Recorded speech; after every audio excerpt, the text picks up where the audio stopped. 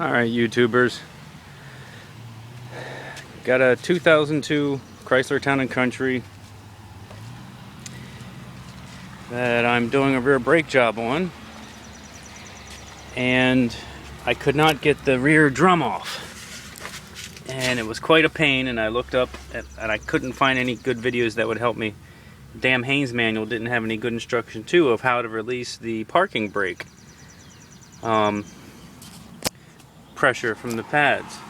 It is a disc brake, but the inside's sort of like a drum for the parking brake.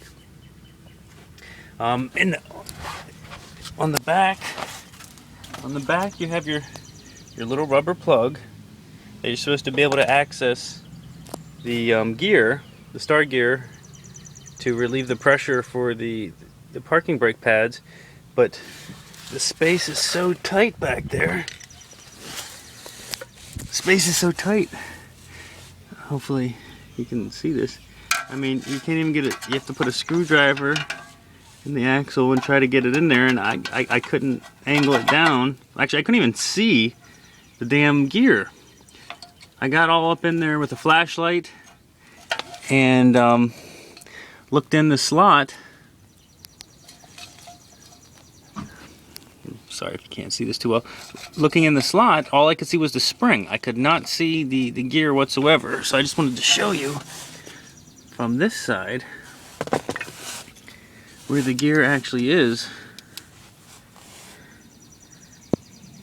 You're supposed to be able to turn to release your parking brake. Now there's the spring behind it. That was the only thing I could see. And so I guess underneath it, if you jam something in there enough, you'll be able to turn that. Here's a good shot of the gear, and then you can see the slot behind it, right? See the slot back there? It looks easy from this side, but to get anything in there from the back side is really difficult. And like I said, my Haynes manual didn't have anything about it.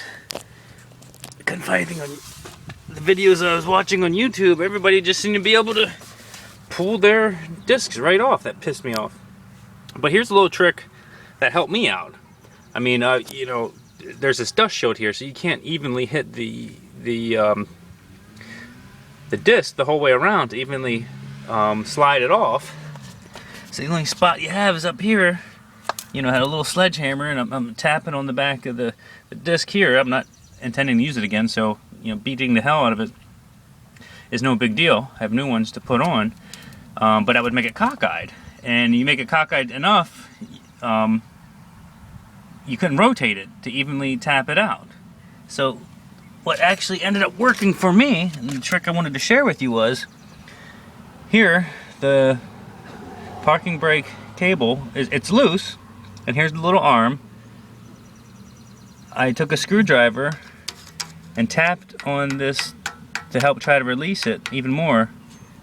Kept tapping on it pretty much as far as I could. I don't think I damaged anything doing that.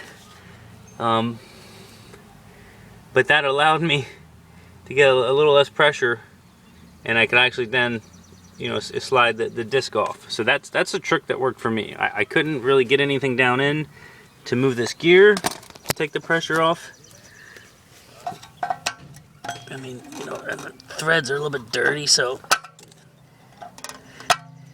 it's, you know, it's not the easiest thing to move, especially at such a tight angle from the backside. I couldn't even see it, so I didn't know if I should have been sticking my screwdriver above the spring I could see or below it. But I think, you know, once I loosen this up, I'm gonna screw it back in and put the brakes back on. I'll just be able to pump, you know, keep setting the parking brake several times. That'll allow it to come back and get back in a proper position to be able to hold again. But like I said, the little trick that worked for me was tapping on both sides, tapping the parking brake lever arm, and you can still see, you know, it's pretty loose. You know, tapping it back that way. And that's what allowed the parking brake pads to release. So hopefully that'll help somebody out. It was very frustrating for me here for a while. So, good luck.